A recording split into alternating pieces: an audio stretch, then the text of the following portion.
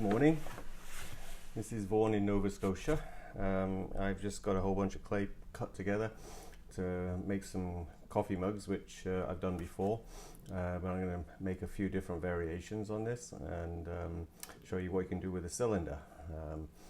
My cat is right behind me here, watching the seagulls and the pigeons, so she's very comfortable. Her name is Poubelle. All right, so this is Saturday. It's a very quiet day here in lockdown, in our 4th week of lockdown. So anyway, right, here we go. Let's tilt you down so you can see what you're doing, what I'm doing. There we go. So now I'm the headless potter, but you can see the pottery. There you go. So when you're throwing, you just have to make sure the wheel head is clean, so it's moist, and the clay is just cut up freshly. It's brand new, so it doesn't need de-airing or wedging.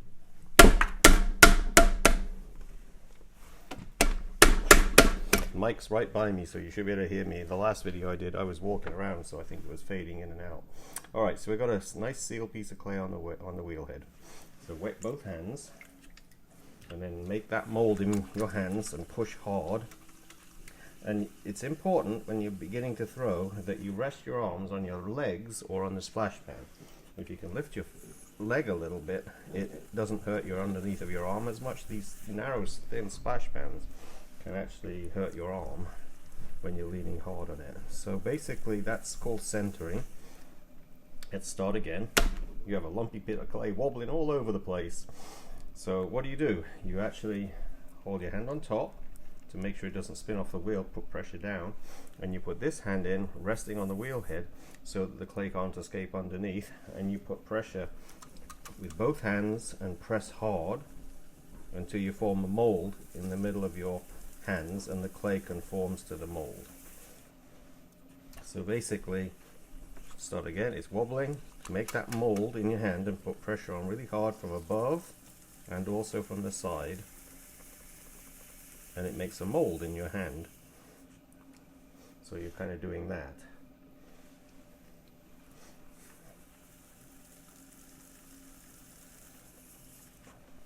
And what do you do next? Keep the left hand where it is, push down with your fingertips to about 1/2 centimeter to a centimeter from the bottom and pull sideways as long as it's wet enough to do that.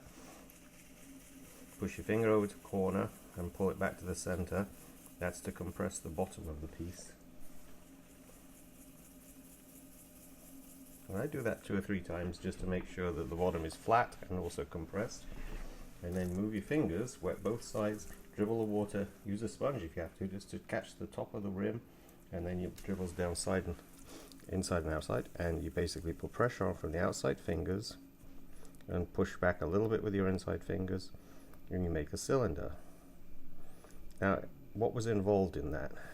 Starting at the bottom and pulling up, you had to make sure that it was wet the whole time. So if you go 2 revolutions on the same level, it will dry out. So you got to keep your fingers going up, and every revolution you should be a little bit higher, and that way it stays wet.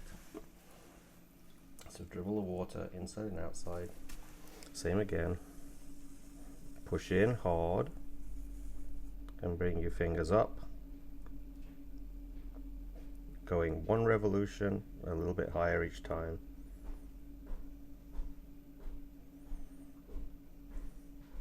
Let go slowly at the top and compress the rim. Dribble some water right on the rim so it wets inside and outside, and this time it's about shaping. So basically I'm going to push it out with the inside fingers and resist with the outside fingers to kind of get that perfect cylinder shape.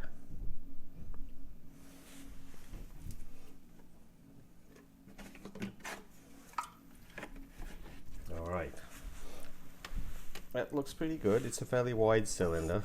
This is to actually put the foot on, press underneath, and then lift it out, and use the other end of the rib and press in a little bit higher up, and you get a foot that the pot can sit on, which gives it like its own little pedestal basically. And that's all the shaping pretty much.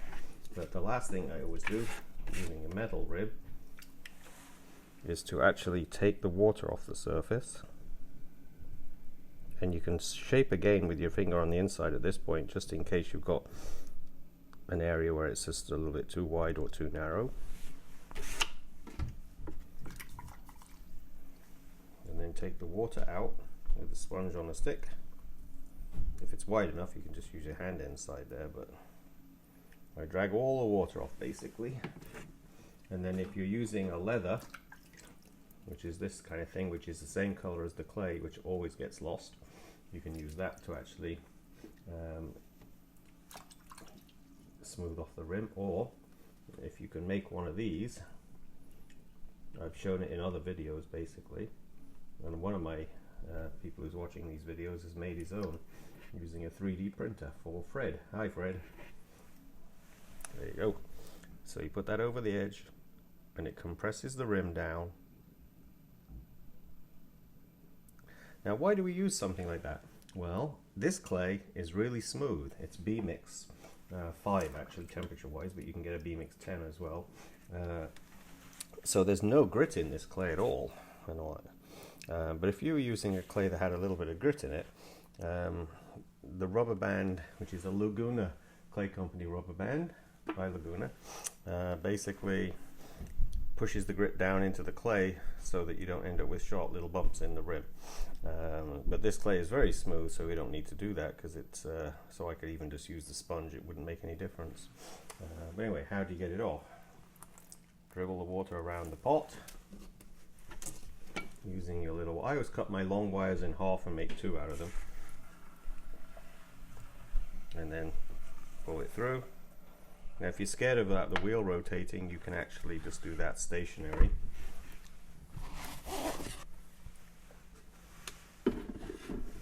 And then slide it onto your fingers. You can see the shape. It's a perfect cylinder basically, and pop it on a bat. I usually put 3 to a bat, or 2 if I'm painting the pieces. So that's the basic cylinder. Now, let's do another one and do a variation. Bang it down. Notice I dried the wheel head, but I left a little bit of clay on there from the last piece, so it helps this one to stick.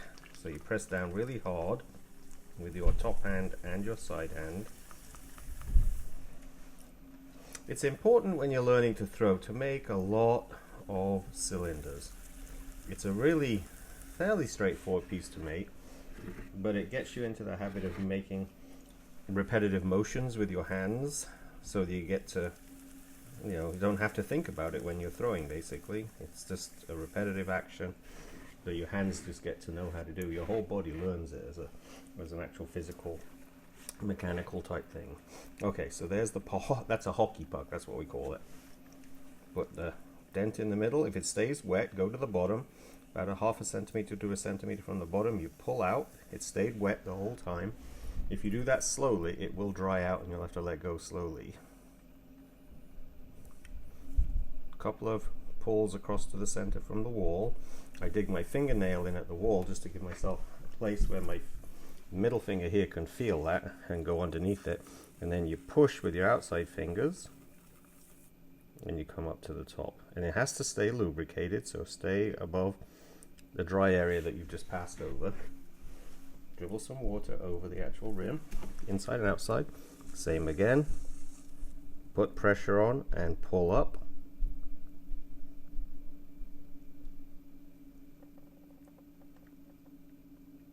And let go slowly when you get to the top. Okay, this one has it's like a power plant tower. Right, dribble the water on the rim. This time I'm going to put my hand inside, and I'm going to push out with my middle finger down there and belly it. Now I'm going to release and push with my outside finger. So you have a totally different form from that cylinder. Push the tool in at the bottom.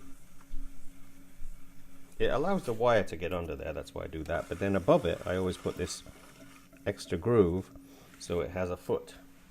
I don't need to trim it. I've mentioned that before, that sometimes in the ancient times I used to not trim. I used to think it was a waste of time. So I would just do that, and then I would just sponge the bottom. But now I trim just about everything. As you get older, I guess things don't seem so rushed. Especially these days. Seems like nothing is rushed anymore. Okay, roll it over the rim, gets the water off. And if you want to, with gritty clay, you can just basically get your rim.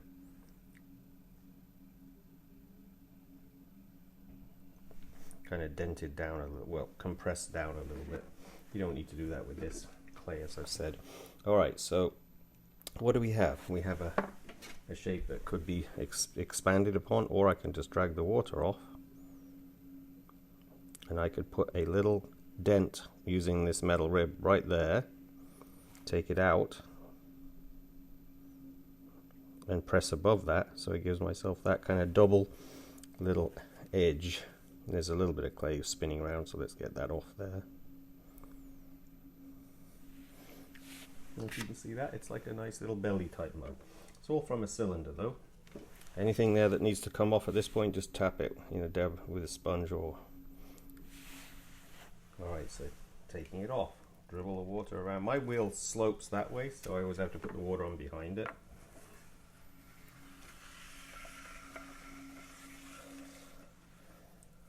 Pull the wire out. See, it's a very short wire because I get 2 out of 1 wire when I buy them. I showed you in the plate video I just did how my harp that I use for cutting is actually it's like a long shape that goes out and down, and I have a guitar string tied around the bottom. That's what I use for most of my cutting off, and you'll see it in the other video when I was doing the plates. Alright, another cylinder. A little bit of clay left on the wheel head. Bang it down.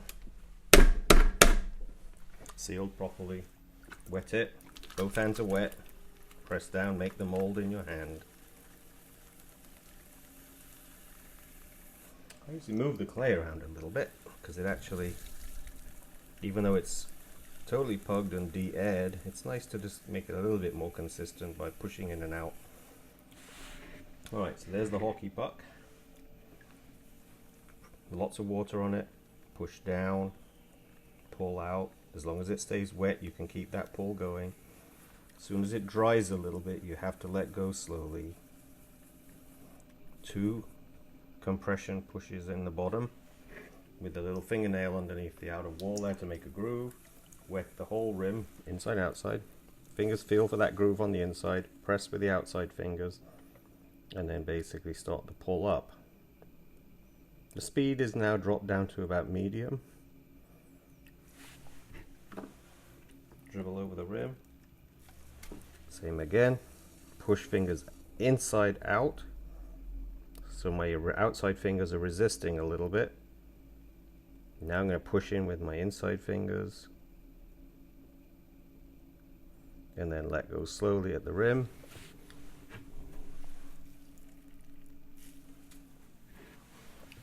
To the base.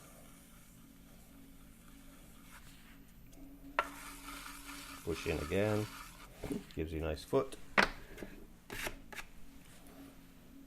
Oop, get the clay off that. Make sure it's wet when you put your hand in. So, and then I'm going to push out with my inside fingers. Back in. And this time it's a really big belly.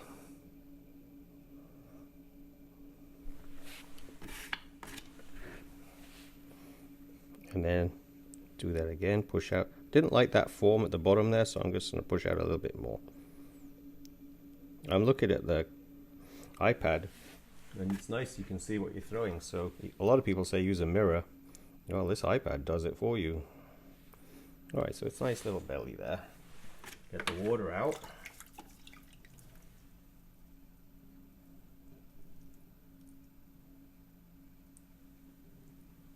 It's a very cloudy day today. We're supposed to, even in places in Nova Scotia today, we're going to get some snow. Mostly north of here. April 17th. Or is it the 18th? Something like that. Alright, so that's a little bit bigger belly than the last one. So every time you make a mug, if you don't have anybody telling you what to do, it's just play, have some fun. I actually have to make a whole batch actually the same shape later on, but I had 28 balls of clay here, so I can make a few playthings first. Alright, let's try another one. Really seal down properly, going for the full speed, push down, move the clay around a little bit.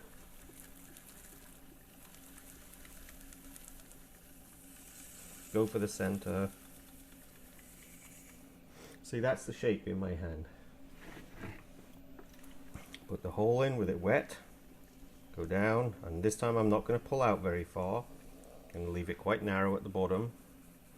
Do the little compression on the bottom there. So this one, obviously, because it starts narrow, will stay narrow. So more pressure on with the outside fingers and it stays fairly narrow.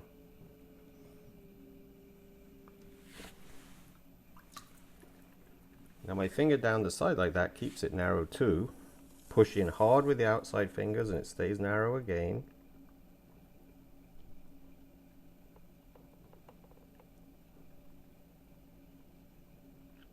See how narrow that stays? That's because all the pressure's on the outside fingers. It's a balance of speed, pressure, to actually determine where that piece of clay is going to go. Okay, so now my hand is a certain size, so I've got to push it inside to get as far down as I can. Now I'm putting pressure on evenly. And I pushed out a little bit with my inside fingers to make it get a little wider. So that's a narrow cylinder that gets a little larger as it goes up. Foot.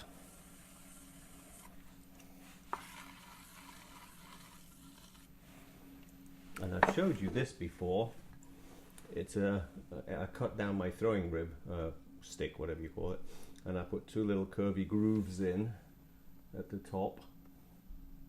And if you push that down here, it'll give you a double curvy bottom there. You can make any kind of profile you want with those things. Any piece of wood will do it. Wring the sponge out, get the water out of the inside.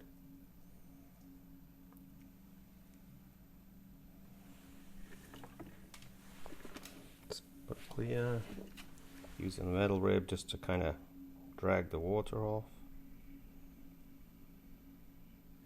And then you have a narrow one. Drag some water onto the bat, cut it off. So really everything is coming from a basic cylinder.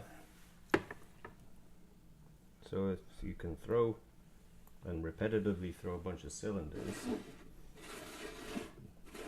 you really can have a large vocabulary of forms. So there you got a couple of a straight cylinder, a couple of bellied cylinders, and then a narrow cylinder. So let's do a real rounded cross between a bowl and a mug.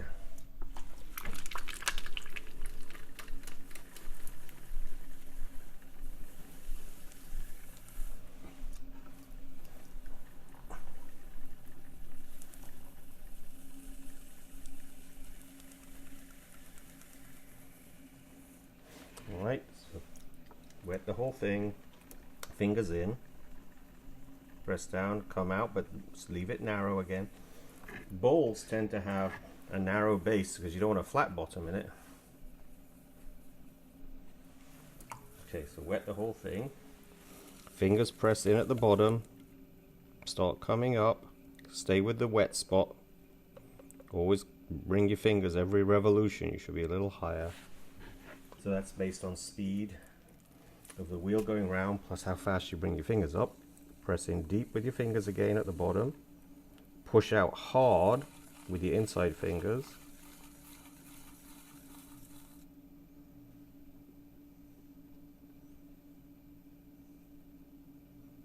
And come right to the top, compress the rim a little bit, wet it completely again.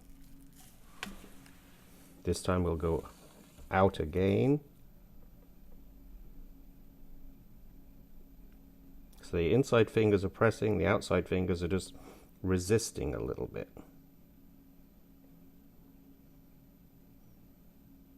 Now that's a narrow cup, be hard to drink out of that. So then I'm going to pull that out a little bit.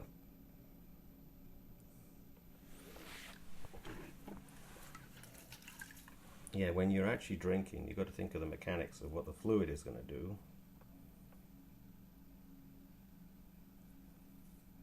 There you go. I'm going to put the foot in again.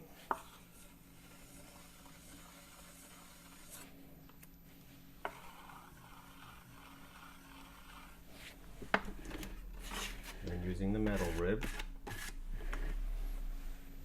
My fingers, I've already dragged the sponge up the inside so it's evenly moist. Just make sure my fingers aren't really wet in any place. So as I touch the inside, my fingers will glide without sticking to any surface. And then just use the metal rib on the outside to drag the water off. Yeah, kind of finish that little curve. Now you should look at those belly pieces and make sure the belly isn't sagging at the bottom, because that would indicate a sort of weak form that could collapse if it's actually a little bit too wet, which this isn't. But it's a nice idea to look at that. That's where a mirror, when people say throw with a mirror in front of you, because you can see. I always found the mirror got covered in clay. Anyway, there you go. Make that double edge there on the, and then just lift the rib up a bit so it touches the top. So you give yourself that double ring going all the way around. How far could you belly a piece out? Well, it depends on how soft the clay is and how fast the wheel's going too, because it will fly out if it's going too fast.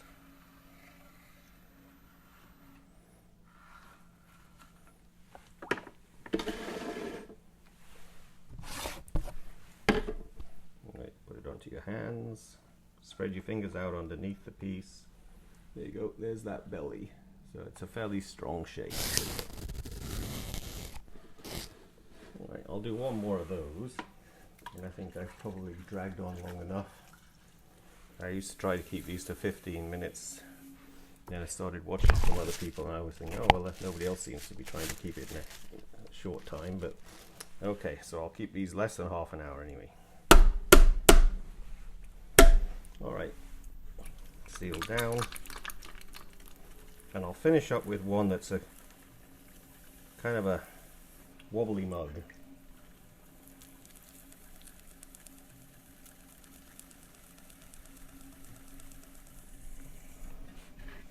There we go. I'm not going to go too wide on this one either, so I'll keep the bottom fairly narrow.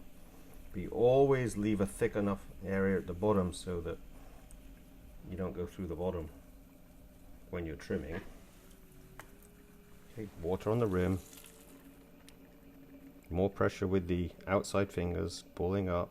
I never go too high either. I always go about a finger's length when that first pull. That way I can still reach the bottom with my second pull with these fingers, the middle fingers. So I'm touching the bottom now. Press with the outside fingers and pull up. Start coming up straight away.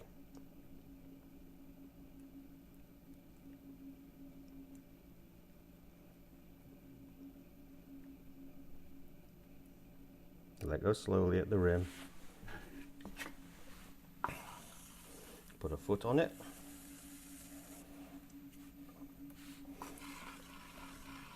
Yeah, we should be able to start planting gardens up in another week or two. I'm from England originally, grew up in Yorkshire in England, and I'm sure they've got all their flowers out already. Actually, let's see, the sponge on a stick. We're very late here in Nova Scotia, so daffodils are starting to come up already, but there's no flowers on them, there's just green shoots coming up. Okay, I think, actually, I'll do the wiggle mug. Let's wet it again. To do a wiggle mug, you have to wet it evenly, so right on the rim, inside and outside. Now, you have to watch this fast, and it sometimes doesn't work, so you come up too fast and you get the wiggle mug, which, if the piece is a little bit soft, will lead to a collapse. So get all the water out as fast as you can.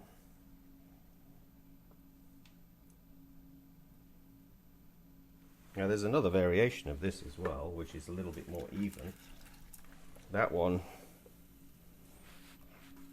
let's get that. The groove where my finger went, I have to get the water out inside that groove, otherwise it softens down and will collapse. But you can see if I turn it slowly, you got that sort of irregular wiggle, and I call those wiggle mugs. I used to make those all the time when I was learning how to do pottery. It's kind of like Picasso used to say, it took a lifetime, or kind of took so many years or something to learn how to draw, and then it took a lifetime to learn how to draw like a child. So you're kind of going backwards, I guess. Alright, so the other version of that is a little other, the last one. This will take us up to less than half an hour as well. It's a version of that, but more even. So full speed to center, move the clay around a little bit, leaving your left hand touching the wheel head all the time. Find the center point where there's no feeling of wobbling at all. Let go slowly. Wet it all, put your fingers down the center, come out, leave about half a centimeter to a centimeter at the bottom. Compress that bottom with your middle finger of your right hand. Put your finger down to the bottom on the inside and come up. No higher than the mid length of your finger though, so you can do that second pull.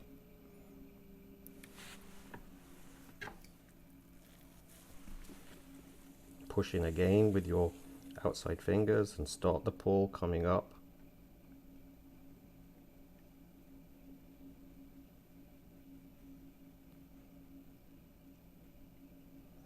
Let it go slowly.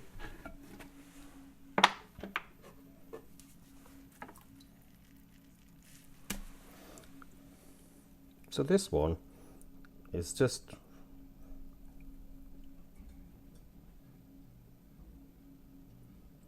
making throwing rings. When you're first learning to do pottery, it's very hard to avoid having those grooves in the clay. But the glaze does like to sit on surfaces like that and get dark and bright and sort of thinner as it, dark and lighter as it gets thicker and thinner. Get the water out. Oh, that's my cat. My cat has a respiratory thing that she's had since she was a kitten. She was found in a dump, which is why we call her Poubelle. She actually must have breathed something really awful when she was in the dump. She was found at 10 weeks old, but it was obviously bad enough so that it's given her a breathing issue her whole life. So she does these coughing sounds, which we always joke it's like when we go home at night, she's sick smoking cigars while we're not here. So that's what it sounds like. Alright, so there you go. That's basically an even wiggle mug with throwing rings. Get all that off here. Okay, let's put this back up. Alrighty. So basically, learn how to throw cylinders. Lots of them. And you can do all sorts of variations. If you're bored with the cylinder shape, just throw the cylinder and then make something else with it. But you'll never regret it. I mean, basically cylinders are coffee mugs, so if you make coffee mugs, people always buy coffee mugs. So you can make some money at it as well. And eventually people will start spending again. So it's April 17th, 18th, and they're talking about us getting back to some sort of opening up sometime in June to July. So we still have probably another month at least, maybe longer. So enjoy the peace and quiet. This is Poubelle. She's still sleeping right behind me. Poubelle. Yep, knows the name. And I got pigeons sitting on the wall behind me over there as well. You can't see because it's too bright with the light in there. Anyway, I hope everybody's being real safe and being patient, and eventually this will all come to an end and we'll have parties and everything else. It's Born in Nova Scotia saying have a great weekend. All right, bye.